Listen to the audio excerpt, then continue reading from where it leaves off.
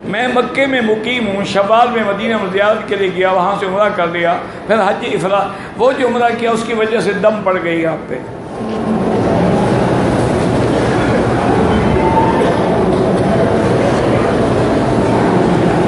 کہتے جی کہ ہم نے سنا ہے کہ بریلوی لوگ کہتے ہیں کہ یہودی اور سعودیوں میں کوئی فرق نہیں ہے، تو اسی لیے حج پڑھنے آتے ہیں۔ نہیں، یہودیوں کے بعد ان کو چاہیے بس تل ابیب جائیں، انا للہ و انا الیہ راجعون۔ وہ کہتے ہیں جی کہ حرمین کے امام کے پیچھے نماز ہی نہیں ہوتی، پھر حج کیسے ہوتا ہے؟ حج تو یہی امام پڑھاتے ہیں، حج کا خطبہ تو یہی امام دیتے ہیں، عرفات کا خطبہ تو یہی امام دیتے ہیں، مینا کا خطبہ تو یہی امام دیتے ہیں، عید کا خطبہ تو یہی امام دیتے ہیں۔ یہ کیا باتیں کرتے ہو ایسی؟ اصل بات یہ ہے الحمدللہ مکہ ہے یا مدینہ ہے، خالص اہل سنت والجماعت عالم امام ہیں، تیری قسمت ماری گئی ہے کہ شرک کی وجہ سے تو محروم ہو گیا۔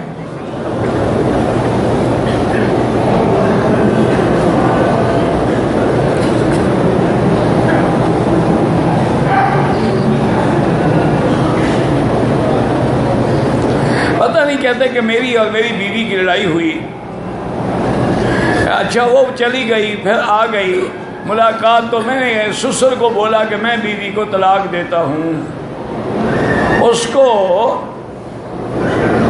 تیج لے جاؤ، طلاق ہو جاتی ہے جناب۔ طلاق ایک ایسی بلا ہے کہ مذاق بھی کرو تو ہو جاتی ہے۔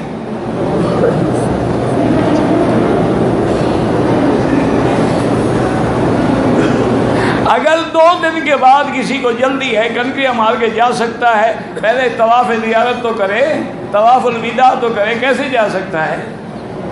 طواف زیارت کے بغیر حج نہیں ہوگا اور طواف الوداع نہیں کرے گا، دم پڑ جائے گی۔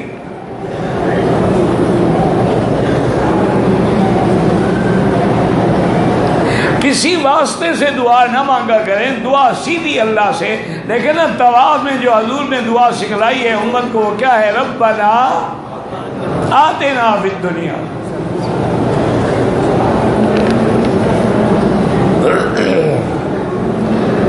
کہتے ہیں جی کہ ریک نے دوائی استعمال کر رہی تھی، طواف زیارت کرنے سے پہلے داغ دیکھا، میں نے سمجھا اب شکر کی وجہ سے ہے، بہرحال داغ لگ جاتا ہے۔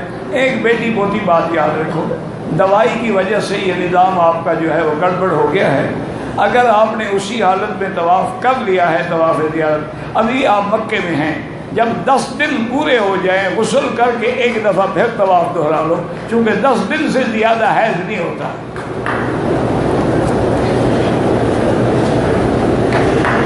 بھئی راستہ چھوڑ دو، بس راستہ چھوڑ دو، کیا ہو؟ اچھا خلو جو ہے نا جی، عورت رہتی ہے، اگر خلو کے بعد مرد نے رجوع کرنا چاہے، ٹھیک ہے، دوبارہ نکاح کریں۔ بھائی راستہ چھوڑ دو یار، وہ تاڑیاں پیٹتے رہیں گے۔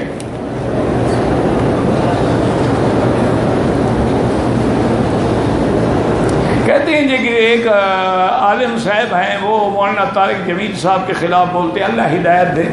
مولانا طارق جمیل صاحب الحمدللہ علماء حق سے ہیں۔ میں مدرسے سولتیہ میں بچے کو داخل کرانا چاہتا ہوں، یہ ان کے بس کی بات نہیں ہے، اپنے ملک میں سفارت خانہ سعودی میں جا کے درخواست دیں۔ اگر کسی کا صفا مروہ کے دوران وضو ٹوٹ گیا لیکن بغیر وضو بھی کر لی تو ہو جاتی ہے۔ میرے دل میں شیطانی وسوسے پیدا ہوتے ہیں، حتیٰ کہ شرک جیسے خیالات بھی آتے ہیں، یہ کوئی بری بات نہیں، یہ تو ایمان کی نشانی ہے۔ اسی کو وسوسے آتے ہیں جس کا ایمان ہوتا ہے۔ جیسے گھر کے اندر سونا چاندی نہ ہو، ڈاکو جخ مارنے آئے گا۔ جمعرات کو کنکریاں مارنے جا رہا تھا، وضو خراب ہو گیا، میں نے بغیر وضو کے کنکریاں ماری، کوئی حل ہی نہیں۔ شیطان کے لیے وضو کرنا ضروری نہیں ہے، افضل ہے۔ آخر کچھ تو اس نے بھی کرنا تھا نا، تم نے پتھر مارے، اس نے وضو توڑوا دیا۔ ناف پر ہاتھ باندھنا یا ناف سے نیچے نماز میں ہاتھ باندھنا دونوں حدیث میں ثابت ہے۔ حضرت علی رضی اللہ تعالیٰ عنہ سے روایت ہے کہ من السنت وضع الیمین علی الشمال تحت السرۃ، سنت ہے کہ دایاں ہاتھ اوپر ہو بایاں نیچے ہو اور ناف کے نیچے ہاتھ رکھیں۔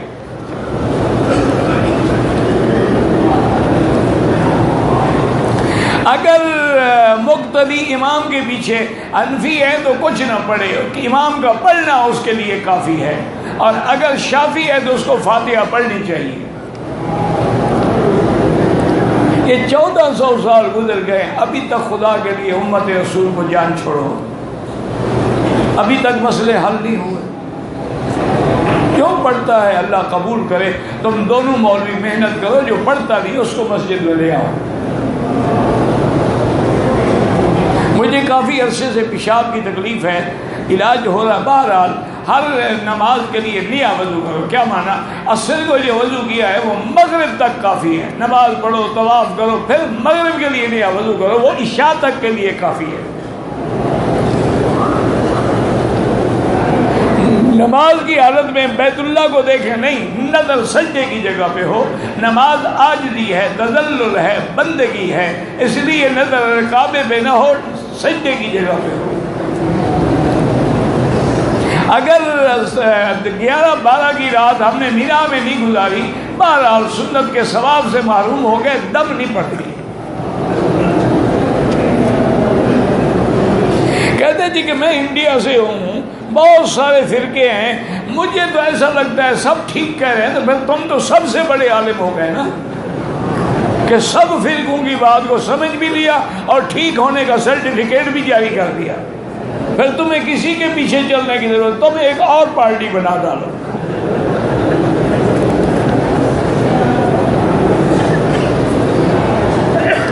مسجد الحرام سے اگر کسی نے عمرہ کرنا ہے تو مسجد عائشہ سے، عرفات سے، جیرانہ سے، حدیبی یعنی حد حرم کے باہر جا کے احرام باندھے، اور مدینہ سے اگر آئے تو ذو الحلیفہ خود میقات ہے۔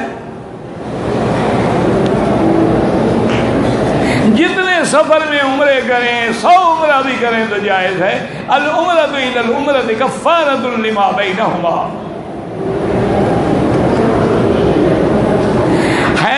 حیض والی عورت جو ہے طواف زیارت نہیں کیا، حرم کی حدود سے باہر جا سکتی ہے؟ ہاں جا سکتی ہے، حرم میں نہیں آ سکتی۔ باہر کیوں نہیں جا سکتی؟ لیکن طواف زیارت کے بغیر اپنے ملک نہ جائے، ورنہ قیامت تک اپنے خامد پہ حلال نہیں ہوگی۔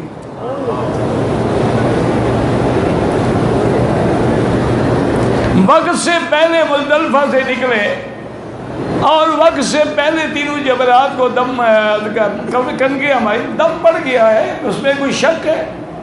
مزدلفہ والا دم الگ ہے، کنکریوں میں جلدی کرنے والا الگ ہے۔ اب اگر اللہ پیسے دے، ورنہ جب پیسے دے کر دینا، یا 10 روزے رکھ لینا۔ والدین کے لیے عمرہ کر سکتے ہیں، لیکن ایک کے لیے ایک، یعنی والد کے لیے یا والدہ کے لیے۔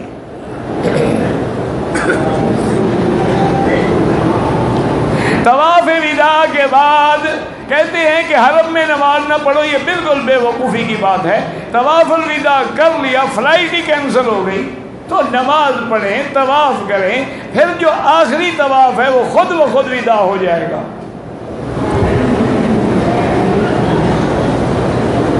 نماز جنازہ میں ایک طرف سلام پھیرو تو ادا ہو جاتا ہے، 2 طرف پھیرو تو ادا ہو جاتا ہے۔ نماز مکمل ہو جاتی ہے ایک دفعہ سلام پھیرنے سے۔ احرام کی حالت میں جوتا ایسا پہنا جائے کہ اوپر کی ہڈی اور ٹخنے کھلے ہوں۔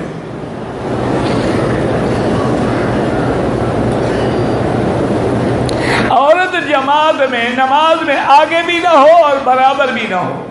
کوشش کریں کہ ایسی جگہ کھڑے ہوں کہ عورتیں آگے نہ ہوں، ورنہ اپنے آگے کوئی بیگ شیگ کوئی چیز رکھ لیا کرو۔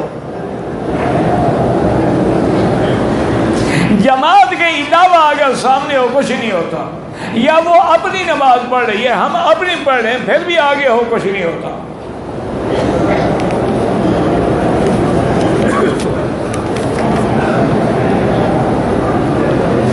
میں نے طواف زیارت احرام کے ساتھ کیا، لیکن 3 چکروں میں رمل کرنا بھول گیا اور بازوی کا نکالنا بھی بھول گیا، کوئی حرج نہیں، بہرحال ثواب سے محروم ہو گئے، طواف ہو گیا۔ چونکہ رمل سنت ہے.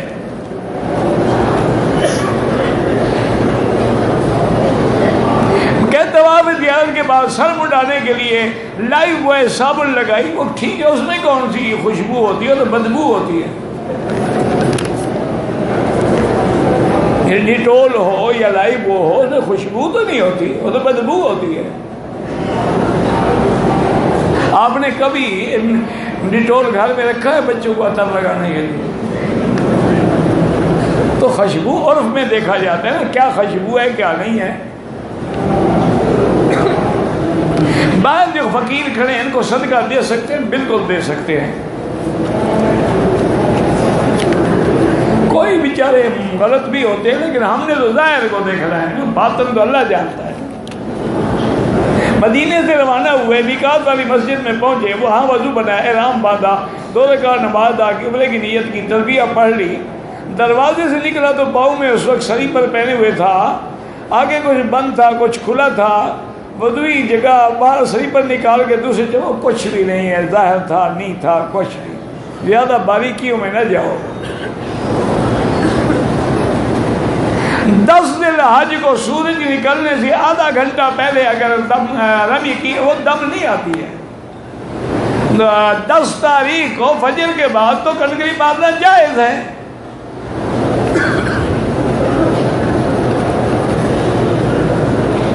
کہتے جی کہ حرم میں موبائل سے فلمیں بناتے ہیں، نہ بنایا کریں.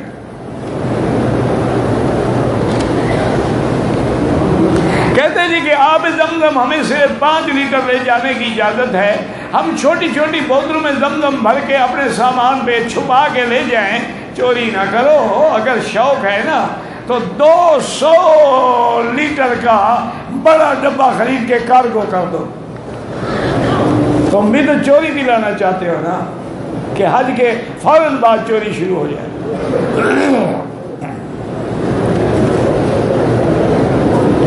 حل کرانے سے پہلے سر میں شیمپو لگایا ہے.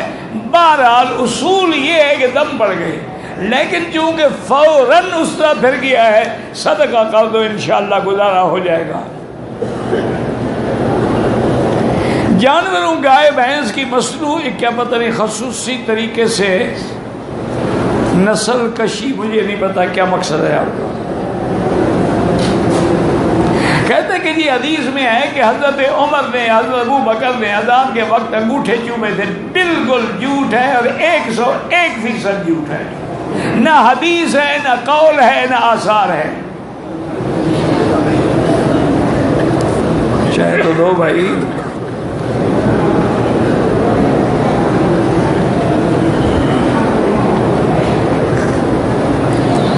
میں نے صلح حدیبیہ سے نفلی عمرہ کیا، حلق نہیں کیا، بعد میں یاد آنے پہ حلق کر لیا، ہو گیا الحمدللہ.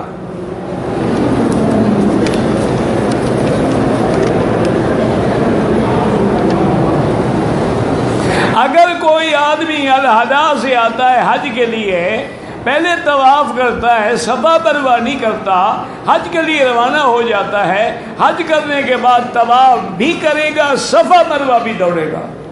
صفا مروہ نہیں دوڑے گا تو دم پڑ جائیں گے.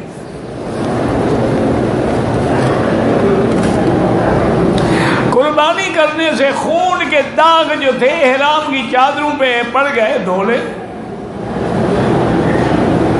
ان کو دھو لیا بغیر صابن کے. کوئی حضور کے زمانے میں صابن تھا، صابن سے دھوتے تھے.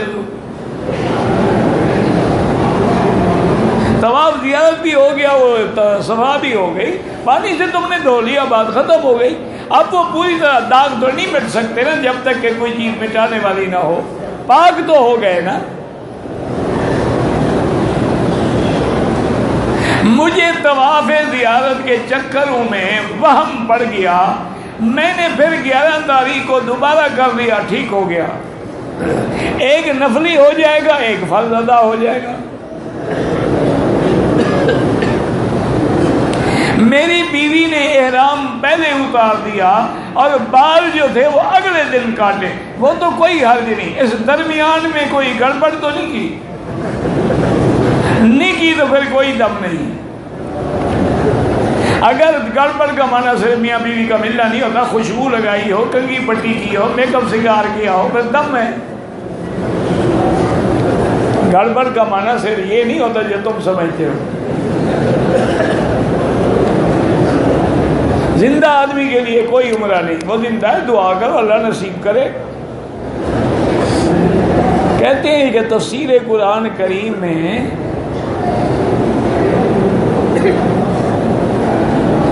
احتجتو فی ھذا الامر الی بعض التفاسیر التي توجد فی الپاکستان و ایضا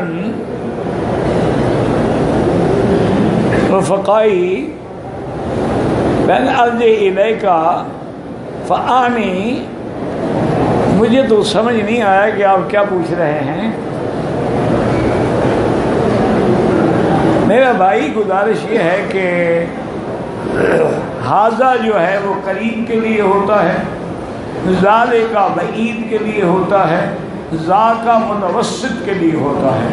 لیکن کبھی کبھی مشہور چیز حالانکہ دور بھی ہو تو کہہ دیا جاتا ہے حاضہ، کیونکہ وہ دماغ میں موجود ہوتی۔ ان ھذا القرآن یہدی للتی ہی، تو القرآن کہاں میرے آگے رکھا ہوا ہے، لیکن پڑھوں گا تو ان ھذا القرآن، تو اس سے چکر میں نہ پڑیں گے ما تقول فی حق ھذا الرجل، لہذا حضور حاضر ناظر ہو گئے۔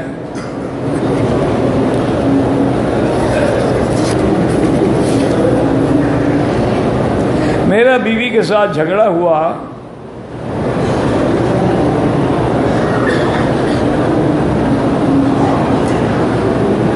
کہتے جی مجھے بیوی نے ماشاءاللہ، اچھا جھگڑا بھی ہوا، اس نے جوتا بھی مارا، ماشاءاللہ۔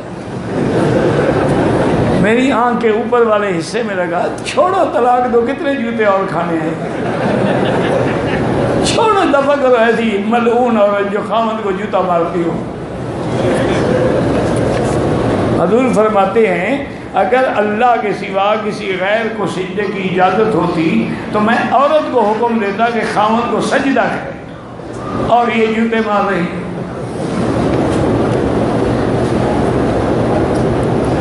بہرحال توبہ کرے، اور تم بھی کچھ عادی ہو گئے ہو کھانے پینے کے، پھر گزارا کرو۔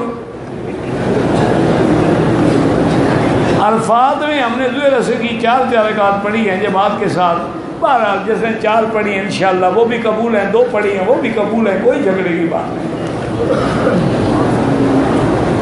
میری والدہ فوت ہو گئی، اس کی جگہ پر عمرہ کرنا چاہتا ہوں، بالکل ٹھیک ہے، مسجد عائشہ سے نام باندھ لیں یا جیرانہ سے باندھ کے کر لیں۔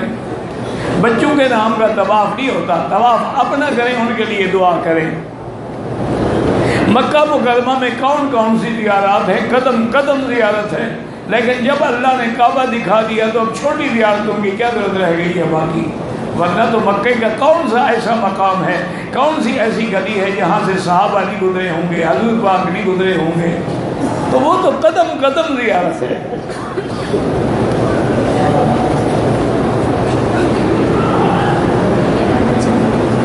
مسجد عائشہ سے عمرہ باندھ کے، عمرہ کرنا احرام باندھ کے، مقیم ہے یا حج پہ آیا ہو، سب کے لیے جائز ہے۔ میں حج کر لیا، عمرہ کرنا چاہتا ہوں، طواف زیادہ افضل ہے، لیکن عمرہ کرنا چاہے تو کر سکتے ہیں، مسجد عائشہ سے یا جیرانہ سے۔ یہاں جو مرغی ملتی ہے مجھے کیا پتا، کوئی میں بھیجتا ہوں یا میری کمپنی ہے، ہمیں یہاں بندے کا پتہ نہیں لگتا تو مرغی کے مسئلے پوچھ رہے ہیں۔ ہمیں تو یا اللہ کی مخلوق سمجھ نہیں آئی کہ لبیک بھی پڑھتے رہے، عرفات بھی جاتے رہے، طواف بھی کرتے رہے، حجر اسود بھی چومتے رہے، جیسے داڑھی مڈاتا تھا ویسے ہی مڈاتا ہے۔ ہمیں تو پتہ نہیں ہے مخلوق کون سی ہے۔ نماز کے بعد امام صاحب دعا منگواتے ہیں، گزارش یہ ہے کہ جی کبھی دعا تو سب مانگتے ہیں، لیکن کوئی ہاتھ اٹھاتا ہے کوئی نہیں اٹھاتا، تو لہٰذا آپ یہ کیا کریں، کبھی ہاتھ اٹھا کے دعا مانگ لی، کبھی ہاتھ اٹھائے بغیر دعا مانگ لی، تاکہ حدیثوں پہ بھی عمل ہو جائے اور بدعت بھی نہ بنے۔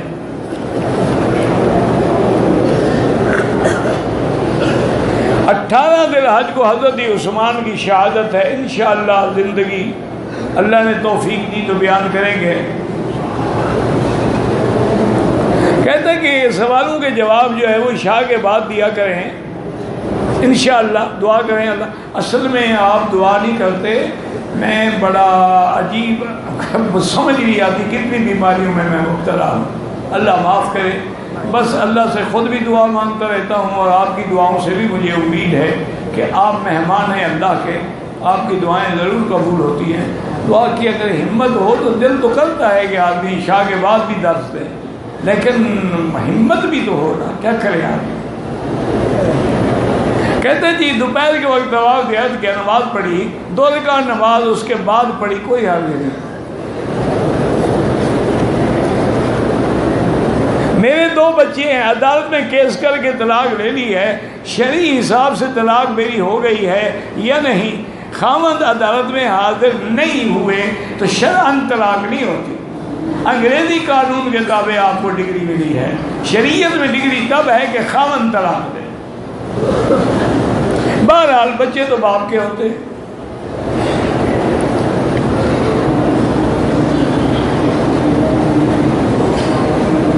دوسرے عمرے پر میں نے ٹک لگوائے ہیں، دم پڑ گئی، بال بھی کٹواؤ اور ایک دم بھی دو۔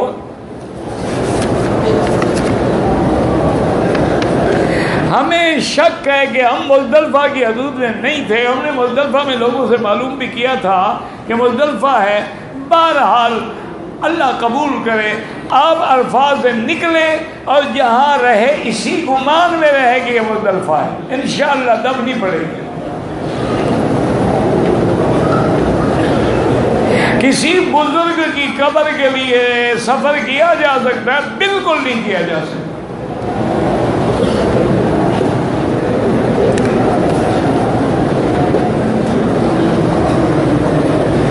گروپ والوں نے کھانے میں البیک کھلایا ہے، بہرحال میں یہ تو نہیں کہتا کہ البیک حرام ہے، لیکن ہمیں پتہ نہیں اللہ جانے مرغی کہاں سے آتی ہے، تو مشکوک چیز تو ہو گئی نا، لیکن انشاءاللہ اللہ کرے گا حرام نہیں ہوگی، تو آئندہ احتیاط کیا کریں۔ ان کو تو بنا بنایا ملتا ہے، جی پیکٹ اٹھا کے لے آتے ہیں کہ چلو حاجیوں کو کھلاؤ، اور حاجیوں کی تمنا بھی یہی ہوتی ہے حج ہو نہ ہو بیگ ضرور ملے۔